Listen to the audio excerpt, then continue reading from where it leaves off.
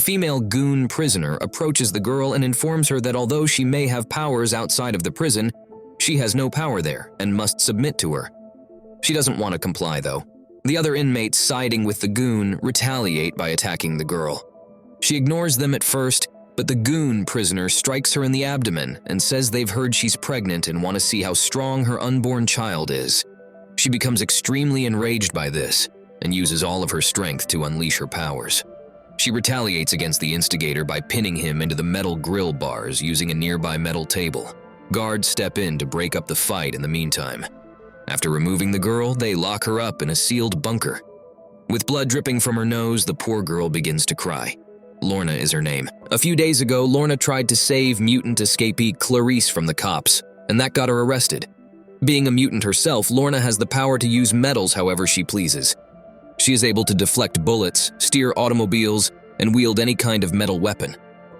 One of the policemen shot Marcos, Lorna's boyfriend, as they were running away from them after saving Clarice. She became enraged by this and decided to exact revenge on the policeman who had hurt her boyfriend. Lorna stayed behind to exact revenge while the other team members were able to flee, and the police utilized a freezing shot to catch her. Upon reaching her cell, she tried to manipulate the metal doors with her powers.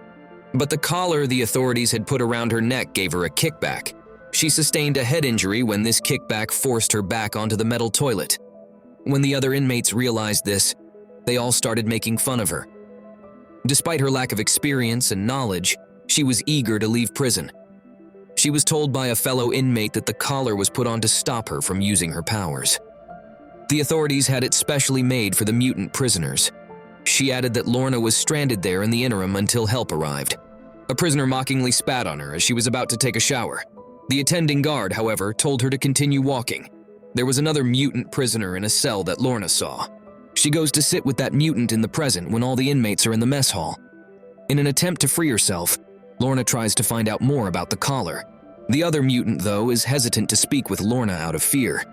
She says, quite simply, that there have been other attempts to break the collar besides Lorna. She also says Lorna should stay away from her since Lorna can be a headache for her. Later, when every prisoner is outside, a goon prisoner approaches Lorna and informs her that although she may have powers outside, she has no power inside the prison, and that Lorna must submit to her. But Lorna isn't going to comply. The other inmates retaliated by joining forces with the goon to attack Lorna. When Lorna doesn't answer them at first, the goon prisoner strikes her in the abdomen and says they want to see how strong her unborn child is because they've heard she's pregnant. Lorna becomes extremely enraged by this and uses all of her power to unleash her powers. She retaliates against the instigator by pinning him into the metal grill bars using a nearby metal table. Guards step in to break up the fight in the meantime. After taking Lorna away, they lock her up in a closed bunker. Lorna, poor thing, cries with blood coming out of her nose. The Strucker family, on the other hand, has made contact with Marcos, Lorna's boyfriend, in order to assist them in crossing the border with Andy and Lauren, two of their mutant relatives. They are trying to cross the border in order to be safe, and they have been avoiding Sentinel services. Sentinel services does, however, manage to find and reach their covert meeting location. Johnny and Clarice, two additional mutants, show up on the scene in time to assist them. Through the use of her abilities, Clarice creates a portal that allows everyone to escape. But the father, Reed Strucker, is shot by the police and taken into custody right away. Clarice gets very sick as a result of leaving the portal open for so long. Her systems start to malfunction, and numerous portals appear everywhere at random. In the meantime, Clarice's mother, Caitlin Strucker, visits the hospital to pick up some medication. Following the drug administration, Clarice eventually begins to get better, and the portal's shut. Caitlin feels bad because she thinks she destroyed the Underground's headquarters, a covert mutant organization. Johnny, however, persuades her that the location was already in bad shape and that she didn't do anything wrong. Officers question mutant-arrested Reed Strucker. He is not willing to help the authorities find the mutants despite their requests. Conversely, we see Lorna making every effort to elude capture. But even with her greatest effort, she's only able to unlock her bunker's door. She is so weak from even this small use of her powers that blood is streaming from her nose because of the collar band. Marcos, Johnny, and Sonia are talking about a strategy to get Lorna out of jail at the Underground headquarters. but nothing seems to be working so far. We also find out that Mr. Reed Strucker is a real prosecutor who was just given Lorna's case. But when some bullies attacked his son Andy, things took a bad turn. Andy unleashed his mutant abilities out of fear for his life, demolishing the crowded school building. Luckily, mutant Lauren, his sister, rescued Andy from the crumbling structure. When Reed learned that his own kids were mutants, he contacted Marcos to ask for assistance. He was apprehended by the authorities while trying to get his family to cross the border into Mexico, where laws prohibiting mutants are less severe. The current scene shows Caitlin Strucker and her 2 kids running away from the mutant safe haven in pursuit of assistance from their Uncle Danny. To get enough cash to take a taxi to their uncle, they first rob a bank. However, Uncle Danny declines to help them when they get to his house because he is afraid of Sentinel services. In the meantime, some locals show up there armed because they know that the mutants that destroyed the buildings the day before are there. Additionally, Marcos and Johnny show up to save the Strucker family from the perilous circumstance. The locals, armed with guns and 2 more vehicles, pursue the mutants and Caitlin as they attempt to flee in an SUV. They begin firing at them as well. Fortunately, Clarice shows up on the road and lets the SUV through a portal to a secure area, saving the entire group. Caitlin apologizes to Marcos after arriving at the safe place and admits that she shouldn't have gone to ask for help from regular people. When Lorna returns to the prison, Reed is waiting for her in a different cell. Reed makes an effort to make amends with her for his previous behavior, saying that he was only abiding by the law and didn't know the mutants he was prosecuting were innocent until he found out his own kids were mutants. But Lorna wants him to make amends to the mothers and kids he split up because of. After that, both inmates are transferred to a different area that is monitored by high security. Their transfer is taking place on a bus that is all plastic interiors. In the meantime, Mother, Andy, and Lauren are planning to save their father from a building while perched on top of it. Together with their other mutant allies, they plot to free Lorna and Reed from Sentinel services. The convoy comes to a stop in the middle of the road when Andy and Lauren collaborate to burst the bus's tire when it reaches the designated spot. The main mutant team launches an assault on the Sentinel services officers in the interim. Shatter, a mutant with the ability to turn invisible, is the first to approach the bus. However, an officer notices him and opens fire. Both Marcos and Johnny and Clarice are unable to use their powers, despite their best efforts. Apparently, someone has interfered with Lorna and Reed's abilities. The plan is to open a portal inside the bus to free them. Johnny, in the meantime, spots Pulse, a former ally who was shot by Sentinel services during a prior mutant attack and was thought to be dead. Johnny was shocked to learn that Pulse was still alive and was using Sentinel services to subjugate his own people. Not only can he stop other mutants from using their powers, but he can also cause disruptions to digital devices. Johnny reaches out to Pulse to convince him to change his mind, but he doesn't care. Additionally, Johnny observes a peculiar tattoo on Pulse's forearm. Johnny makes the decision to battle Pulse following his fruitless attempt to persuade him. Johnny knocks Pulse out, and then all the mutants' abilities come back. While their hands are already bound, Reed and Lorna band together to fight the guards inside the bus. But the guards overwhelm them and tie them up by their neckbands once more. Although Lorna feels her power returning, she is unable to use it because there is no metal in the bus. I can feel my powers. They're back. Lorna uses the metal nails from Reed's leg, per Reed's encouragement, as they were from a childhood sports injury. She takes those nails off his leg and uses them to murder the cops so they can escape. Lorna fights the guards outside the bus after getting out, using their own metal guns and bullets against them. The mutants easily defeat Sentinel services and flee with Lorna's assistance. Reed and Lorna get together with their mutant relatives and friends. To get Sonia and the injured mutant Shatter out of there, Clarice creates a portal. Caitlin takes the others to safety while driving a car.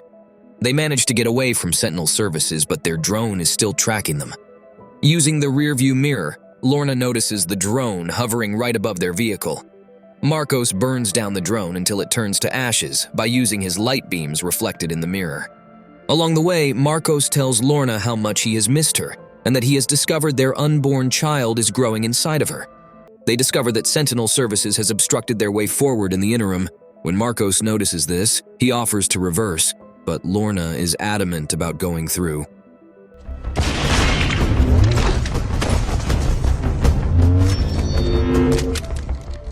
When Lorna gets to Agent Turner, She uses her abilities to take the officers' weapons away and drags Agent Turner along with them. They take him to an abandoned place where Lorna ties a metal beam around his neck to bind him. She questions them about what they did to their fellow mutant, Pulse, and why he turned against them, demanding answers. Turner replies that while he's not familiar with Pulse, he thinks Sentinel Services personnel may have had a positive impact on him by steering him away from a group that hurts innocent people. Turner then discloses that his daughter died in a mutant protest. He claims he has no idea if the energy that killed his daughter was from a malevolent or good mutant. The scene gets personal, but Lorna isn't giving up on getting the information she needs. She makes a mental reading call to Sonia. While Sonia is exploring Turner's memories, Sentinel Services shows up and assaults the structure. In order to give Sonia more time to gather information, Lorna defends them by preventing the attackers from entering the building with metal rods. But when Sentinel Services uses tear gas to make it harder for the mutants to stay inside the building, things get complicated. Sonia is investigating Turner's memories when Lorna tells her to stop and ushers her out of the room. Turner experiences memory disruption and mental instability as a result of this abrupt interruption. Upon reaching the subterranean headquarters, Sonia compiles fragments of Turner's recollections and produces some visuals. One of the pictures shows a tattoo on Pulse's forearm that exactly matches the one Johnny noticed during their altercation. Another image depicts a structure that Reed is familiar with. Several of the mutants he was prosecuting were housed in the building, which is a Sentinel Services detention facility. But people dispatched there would vanish out of thin air for no apparent reason.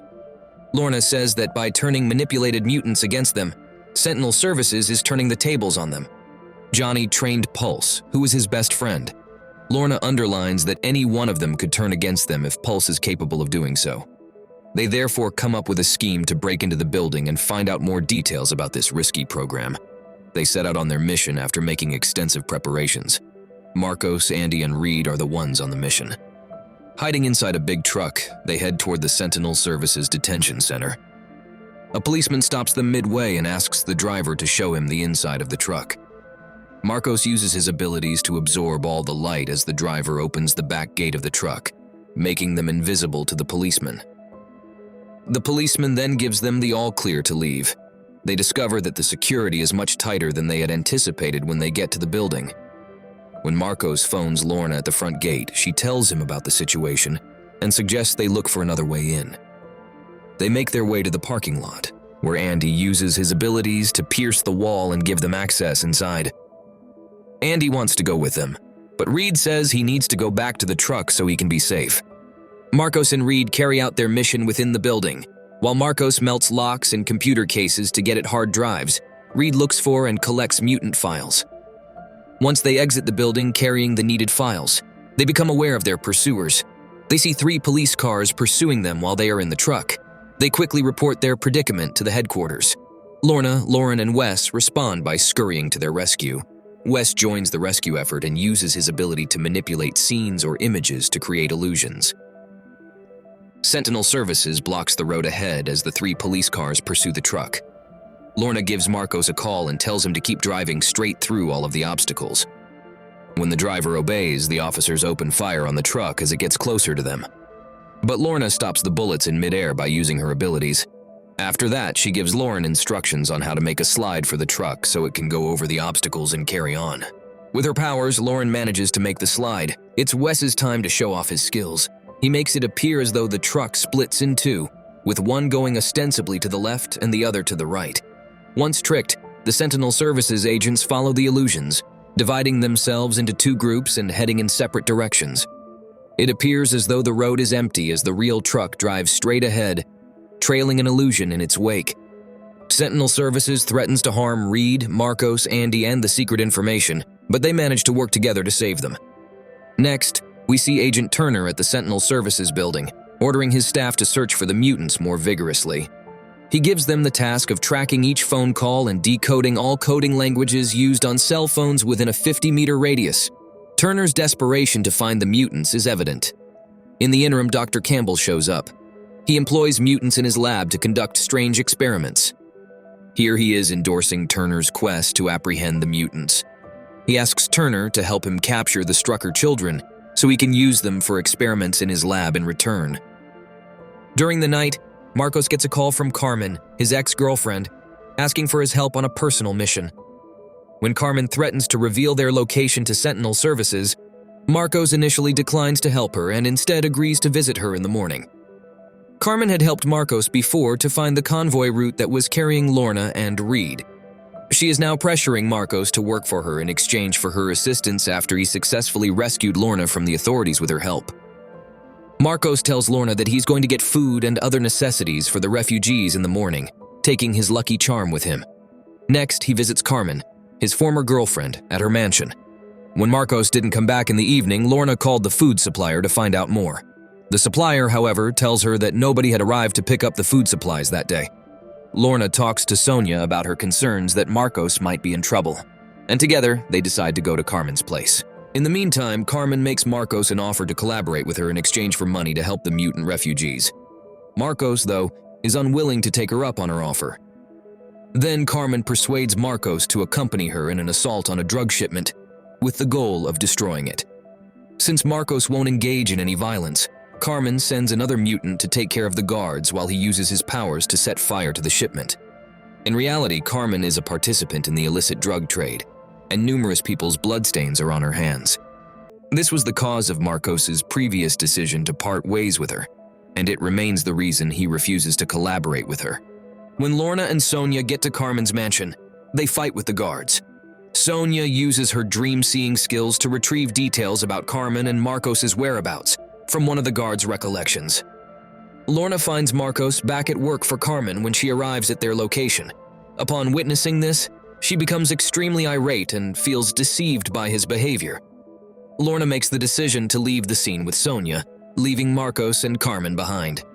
Carmen, in the meantime, gives Marcos a quick kiss, as she is pleased that he helped her finish the task. When Marcos arrives back at the underground headquarters with some food supplies and makes up an excuse about being late, Lorna gets upset with him and forces him to tell the truth. When Lorna was in jail, Carmen helped Marcos, so he had to work for her. However, he couldn't bring himself to tell Lorna this at first. Furious at his deceit, Lorna takes his charm off his neck and turns to leave. Next, we witness Reed organizing all of the information that they had taken from the Sentinel Services Detention Center. They still haven't decrypted a lot of the data, which is highly encrypted and indicates how secret it is. Reed finds a file describing a mutant whose facial sketch remarkably resembles Wes among the data they have managed to access. Conversely, Dr. Campbell pays Agent Turner a visit and talks about their plan for combating mutants. He reveals to Agent Turner that these special assets are other mutants who have undergone experimental alteration and tells her that they must use them against the mutants. According to Dr. Campbell, they have successfully incorporated these modified mutants into their services. They are signal-dependent, meaning that they are dormant until they receive a signal, but once activated, they carry out their duties precisely. The computer whiz Sage tells Johnny and Reed at the subterranean headquarters that the only data recovered from the drive taken from Sentinel Services is a list of people signed up for a program called the Hound. In addition, Pulse is the list's first mutant. She also discloses that the program is not officially run by the government, but rather by a private military contractor connected to Trask Industries. Reed steps in and notes that he's aware of Trask Industries' 2006 closure because his father worked there for 35 years. After that day, they managed to capture a mutant asset from Dr. Campbell's Hound program while removing mutants to a secure area. Dr. Campbell secretly deposited a number of homeless mutants there, including this one. Johnny receives a warning from another mutant, a telepath in that group, regarding the abnormality in the mutant's mental activity. The same tattoo that Pulse has on her forearm is also on this mutant asset. She appears to be taking some kind of medication that gives her extraordinarily strong powers, and she moves very quickly. Next, since Otto Strucker has previous ties to Trask Industries, Reed and Johnny pay a visit to the residence of Otto Strucker, Reed's father. They are looking for information about Trask Industries. Tensions are high between Reed and his father because of their decades-long separation. Since Reed's early years, their relationship has not been good, and they have not spoken to one another in a long time. At first, Otto is adamant that he cannot reveal anything because the information about Trask Industries is extremely secret.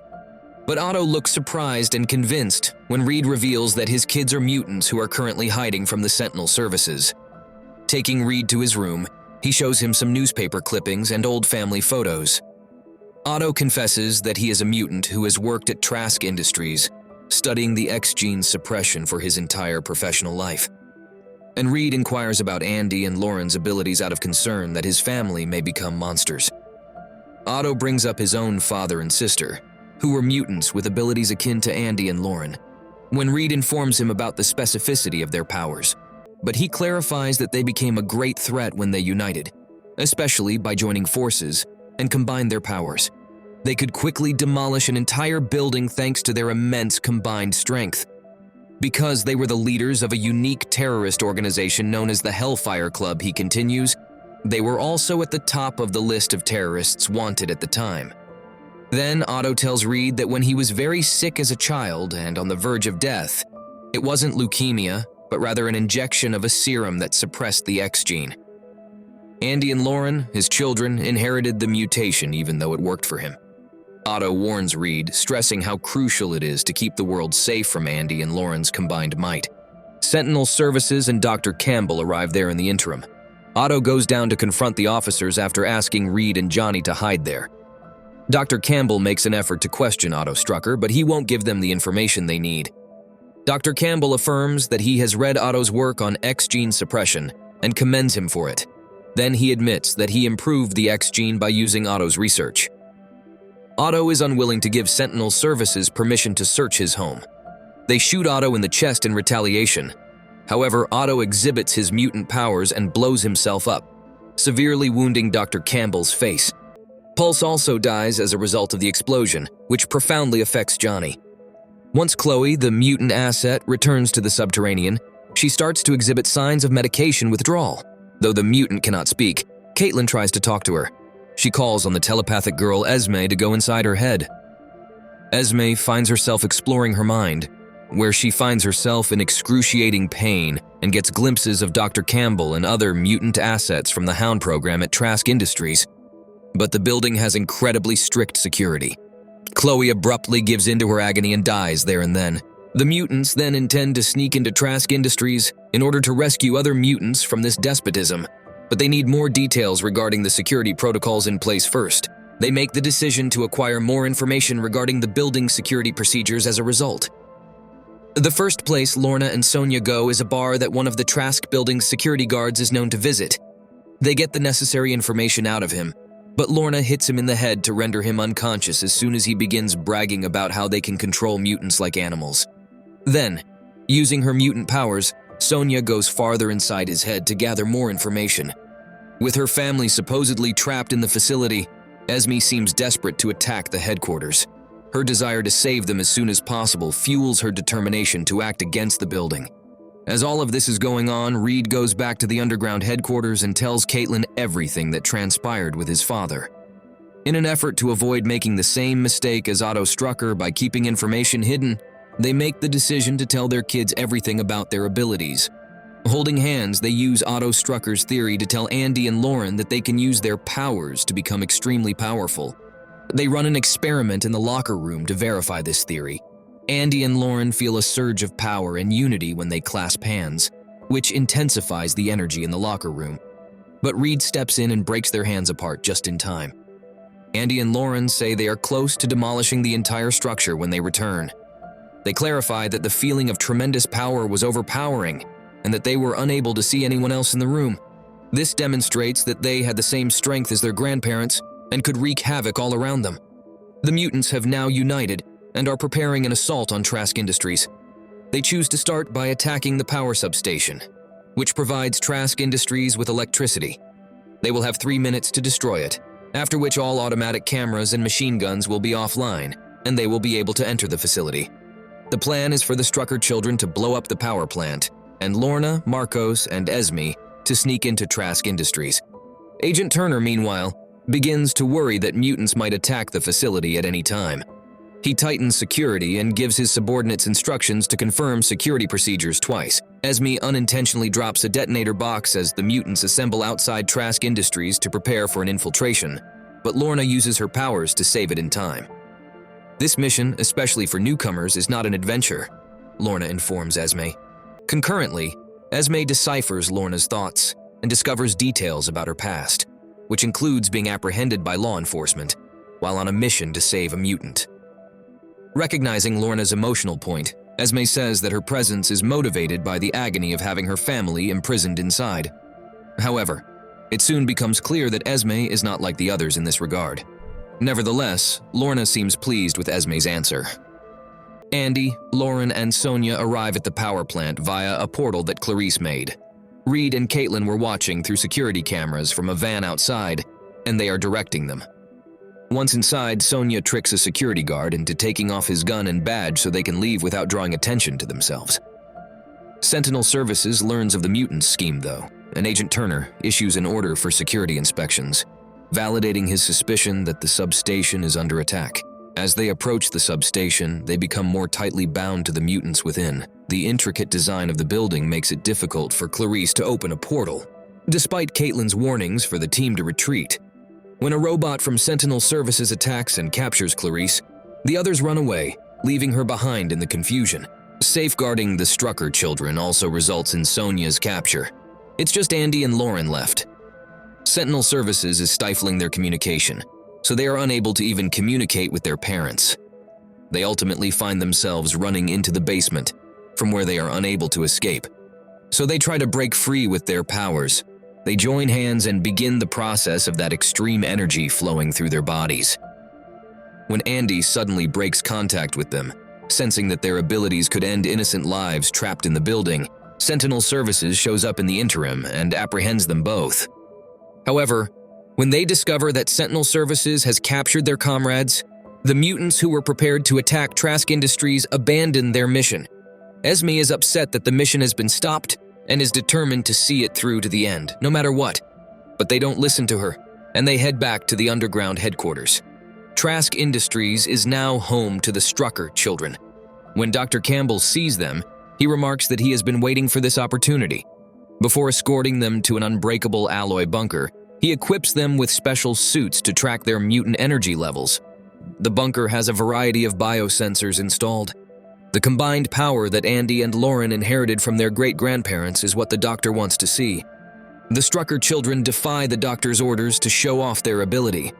The doctor responds by bringing Sonia and Clarice back into the picture. He insists that they show off their strength, but Sonia begs the children to refuse. The doctor shoots Sonia in the chest out of rage at this. She passes away right in front of their eyes. The doctor is now threatening to kill Clarice as well if the children don't show off their abilities. When left with no option, they grudgingly accept and clasp hands. Inside the bunker, they let loose all of their might, causing all of the biometers to hit their limits, their computers to crash, and the unbreakable container to become deformed from their power. In order to stop them from using their powers anymore, the doctor then turns on their neck collars. The doctor is nonetheless quite impressed with the children's skills. The Strucker kids can now combine their powers because they were able to extract the amino acid, according to his subordinate. The physician gives him instructions on how to use this discovery for something important by creating a report. Then we see Reed persuading Turner to look into Trask Industries' unlawful mutant experimentation. Turner finds Sonia's body in Trask Industries after going there to conduct an investigation. As a result, he makes the decision to return the mutants to the prison. But just as they are going to step outside Trask Industries, more underground mutants show up. However, Esme abandons the underground and attacks the convoy on her own. She uses her abilities to turn off each mutant's collar and coerce the cops into shooting at each other, killing them all one by one. It comes to light during the convoy that Esme has two identical twin sisters. Her goal in acting was to free them from Trask Industries. Everyone can now clearly see who Esme and her sisters, the Frost sisters, really are, now that all the mutants are free and have made it to the underground headquarters. They turn out to be powerful and affluent people, one of whom even had a hand in a senator's campaign. In the meantime, the Frost sisters head back to the subterranean headquarters in an attempt to completely destroy the Hound program with the help of other mutants. This time around, though, there is disagreement among the staff members at the headquarters. While some would rather follow their own path, others would like to become Frost sisters and approach the problem in their manner. Giving them time to consider their options, the Frost sisters depart the headquarters. The Strucker family chooses to depart the underground headquarters for Mexico in the midst of the mayhem. Nevertheless, Sentinel Services attacks the location while they are at Fairburn. On this occasion, they unleash a device that integrates the abilities of their mutant resources, developed utilizing Strucker's amino acid. This makes the attack especially vicious, and Andy gets hurt in the process. After a while, Johnny and the other mutants respond to the Strucker's call for help and show up to help the Strucker family escape the perilous circumstance. But there's no obvious way out of the woods, with the officers dispersed throughout. At that point, the Frost sisters intervene on their behalf and save them from Sentinel Services by altering the guards' mental states. For their own safety, the Strucker family and the mutants must accompany the Frost sisters despite their misgivings about them. Back at the subterranean headquarters, the Strucker family strikes a deal for mutants to work with the Frost sisters to break up the Hound program. During the negotiation, Lorna seemed to be very impressed with the Frost sisters. The action then switches to a meeting where Dr. Campbell convinces a senator to introduce legislation against mutants using their new invention, despite the senator's prior opposition to the phenomenon. In addition to using Otto Strucker's research to suppress the X gene in mutants, he intends to use the Hounds enhanced with compound powers to attack mutants. In that case, the senator makes a strong case against mutants in his speech, suggesting that we should use force to combat them. This time, the audience gives him a hearty round of applause because they are all against mutants. The Frost sisters go to the function with Lorna and her allies in order to capture Dr. Campbell. Through a portal, Clarice, Johnny, and Marcos are able to enter the building. They confront and defeat Dr. Campbell's guards. But Dr. Campbell ducks behind kids to protect himself, then makes off in an elevator while brandishing a gun at a kid. Then more guards show up and start shooting. Johnny runs to Clarice and offers her a shield to keep her safe. The Frost sisters are upset with them for failing the mission when they leave the building without Dr. Campbell. Sentinel Services starts to follow them as they hurriedly get into their car. Two cars are pursuing Lorna when she jumps out of their car and smashes through a huge pole with ease. She then displays her incredible strength by putting the pole in the middle of the road to block the officer's path. Agent Turner uses mutants with combined abilities in the meantime to find the headquarters underground. He leads a squad of mutants in an attack on the headquarters, but the Strucker family-led group of mutants inside is well prepared. Using a mutant that could become invisible and big cement blocks to block entryways, they have already taken the kids out of the van. Caitlin leads one team in an attempt to breach the locker room's back wall. A powerful blow from a muscular mutant breaches the wall after they use the power of Shatter to weaken it. Together, they remove the stones and gradually make a way out. In order to buy time for the evacuation, another team engages the soldiers at the front door simultaneously. Agent Turner then breaks down the resistance at the building's entrance by combining the powers of two mutants. However, by then, every mutant within the structure had succeeded in making their way out via the rear entrance. The Strucker children convince their parents to abandon them because they recognize the urgency. With their combined might, they plan to demolish the building completely, leaving no trace for Sentinel Services to find. After accepting their plan, Reed and Caitlin depart the building without them. As this is going on, the mutant assets break into the building and start destroying it. But the Strucker children have already banded together and started to demonstrate their abilities. The building exudes an enormous amount of energy. Turner sees this and gives the order for his soldiers to flee immediately. In a matter of moments, the Strucker children unleash their full potential, destroying the entire structure. Conversely, Dr. Campbell uses the recent attack by mutants at the event to convince the senator to travel to Washington, D.C. right away and advance the legislation. Though Lorna is aware that her teammates would not support this plan, the Frost sisters are successful in persuading her to kill the entire group en route to Washington, D.C., including the senator. Lorna travels to the airport by herself with the Frost sisters. Lorna puts up a fence to keep Marcos, Johnny, and Clarice from intervening when they arrive. Her unborn child has greatly enhanced her abilities, and it has also drastically altered her behavior. The sisters Frost are already out of the picture. Marcos persuades Lorna to think again, cautioning her about the repercussions and how it will make life more difficult for mutants. But Lorna is unwavering in her resolve to stop mutants from hiding. She declares that from now on, we will stand up for our rights. Lorna uses her powers to destroy the airplane carrying the senator, Dr. Campbell, and other passengers as it takes off, causing their instant deaths. When the film comes to a close, every mutant congregates in one location to talk about their future. Abruptly, Lorna and the Frost sisters show up, declaring that she is going to bring the Hellfire Club back to life and extending an invitation to everyone who wants to join. She suggests creating a new world and says that since the mutant underground is dying, they have to use force this time. She exhorts them to defend themselves. Her stance influences some mutants, causing them to switch sides. Even Andy departs from them to join Lorna in spite of opposition from his family. His father tries to stop him, but he acts inappropriately and won't listen. Lauren makes an attempt to stop him as well, but ultimately is unsuccessful.